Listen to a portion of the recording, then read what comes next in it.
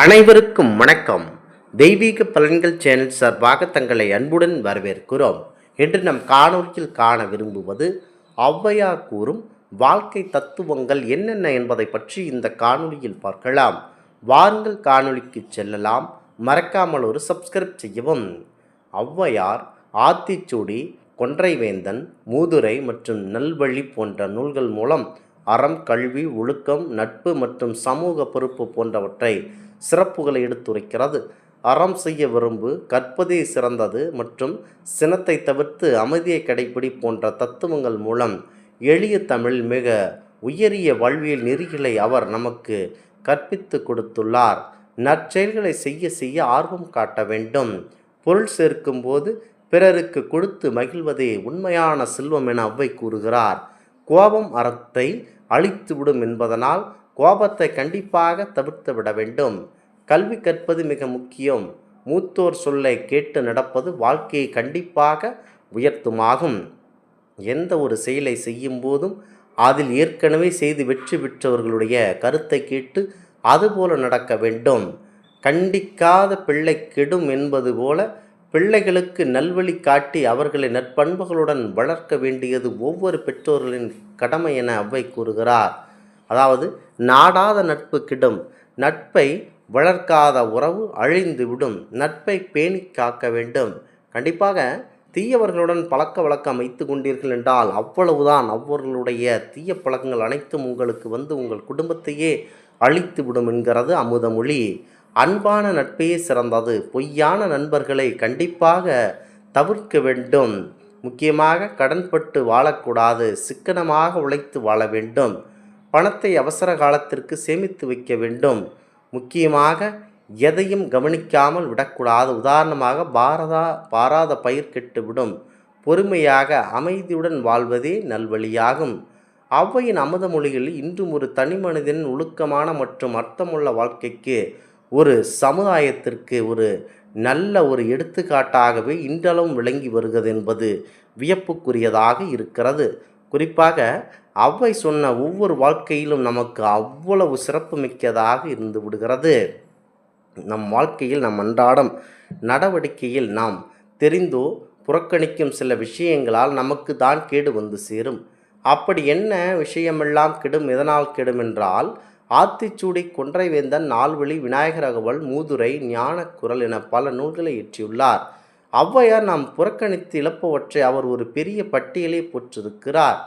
பராமரிக்காத நெற்பயிர்கள் அனைத்தும் கெட்டுவிடும் என்கிறார்கள். அதாவது இந்த இடத்தில் அவர் பயிரை சொல்லவில்லை, எதையும், அதாவது குறிப்பாக பிள்ளைகளாக இருக்கட்டும், எதாக இருக்கட்டும், நாம் பராமரிக்காமல் இருக்கின்ற எந்த ஒரு விஷயமும் கெட்டுவிடும். அது வாகனமாக இருக்கலாம், வீடாக இருக்கலாம், பயிராக இருக்கலாம், மனிதர்களாக இருக்கலாம், குழந்தைகளாக இருக்கலாம். எதையும் பராமரிக்காத இது கெட்டுவிடும். பாசத்தினால், முக்கியமாக எந்த குழந்தைகளுக்கும் அதிகமாக பாசம் வைத்து அந்த குழந்தைகளுக்கு அதிகமாக பாசம் ஊட்டினால் பிள்ளைகள் கெட்டுவிடும் என்கிறார்கள் ஔவையார். பாசத்தினால் பிள்ளைகள் கெட்டுவிடும் என்பர். முக்கியமாக கண்டிப்புடன் வளர்க்க வேண்டும். திரும்ப கேட்காத அந்த கடன் கண்டிப்பாக வந்து சேராது. ஒரு கடனை கண்டிப்பாக திரும்ப கேட்டுக்கொண்டே இருக்க வேண்டும். அந்த ரொம்ப நாள் ஆகிவிட்டதே, நீண்ட நாள் ஆகிவிட்டதே என்று அந்த கடனை கேட்காமல் இருந்தால் அந்த கடன் அவ்வளவுதான். உதவி கேட்கும்போது உறவு கண்டிப்பாக கெட்டுவிடும். தேடாத செல்வம் சேராமல் கெடும்.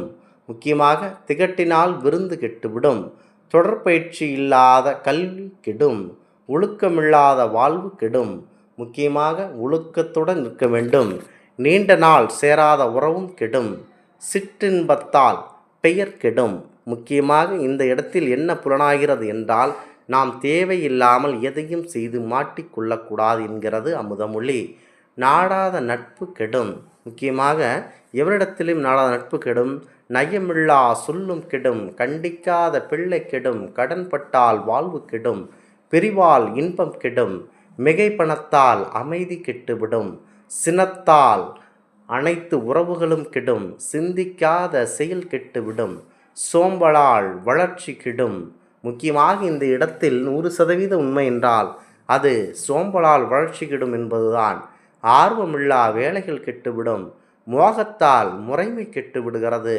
முறையில்லாது பழகும் உறவும் கெடும். அச்சத்தால் வீரம் கெட்டுவிடும். அறியாமையால் பணி முறிவாது கெடும். உழாத நிலம் கெடும். உழைக்காத உடல் கெடும். இறைக்காத கிணறு கெடும். இயற்கை அளிக்கும் நாடு கெடும். இல்லில்லா வம்சம் கெடும். இரக்கமில்லா மனிதன் கெட்டு விடுவான். முக்கியமாக ஒரு மனிதனுக்கு என்பது இரக்கம் தேவை.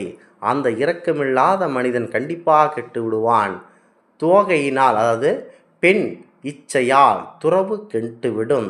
துணையில்லாது வாழ்ந்து கொண்டிருந்தீர்கள் என்றால் அந்த வாழ்வு கண்டிப்பாக கெட்டுவிடும். ஓய்வில்லாத முதுமை கெட்டுவிடும். ஒழுக்கமில்லா பெண்டிர், கண்டிப்பாக பெண்கள் கெட்டுவிடுவர். அளவில்லாத ஆசைகள் அதிகமாக கெட்டுவிடும். இலக்கில்லா பயணம் கெடும். உண்மையில்லாத காதல் கண்டிப்பாக கெட்டுவிடும். உணர்வில்லாத இனம் கெடும். செல்வம் போனால் சிறப்பு கெடும்.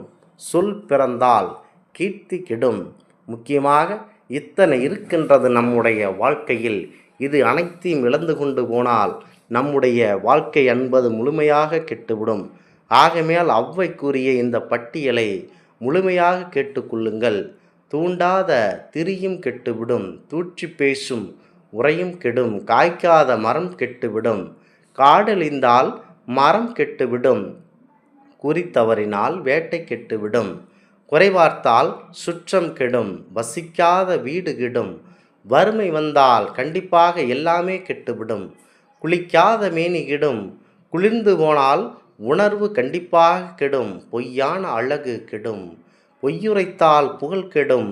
துடிப்பில்லாத இளமை கெடுக்கும். துவண்டால் வெற்றி கெடும். தூங்காத இரவு கெடும். தூங்கினால் பகலும் கெடும். கவனமில்லா செயலும் கெடும். கருத்தில்லா எழுத்தும் கெடும். இச்சையினால் உள்ளம் கெடும். அச்சப்படும் கோழைகள் கண்டிப்பாக கெட்டு விடுவான். ஆகமையினால் எந்த இடத்தில் எதை செய்ய வேண்டுமோ அதை தவறாமல் செய்துவிட வேண்டும். இந்த இடத்தில் என்ன புலனாகிறது என்றால், எதையும் சரிவர செய்து கொண்ட ஒரு ஒரு முயற்சி, உத்வேகம், ஒரு வேகம் தேவை என ஔவையார் கூறுகிறார். இந்த ஆன்மீக தகவல் உங்களுக்கு பிடித்து இருந்தால் தெய்வீக பலன்கள் சேனலை கண்டிப்பாக சப்ஸ்கிரைப் செய்து கொள்ளவும். மீண்டும் ஒரு நல்லதொரு காணொளியில் உங்களை சந்திக்கிறோம். நன்றி, வணக்கம்.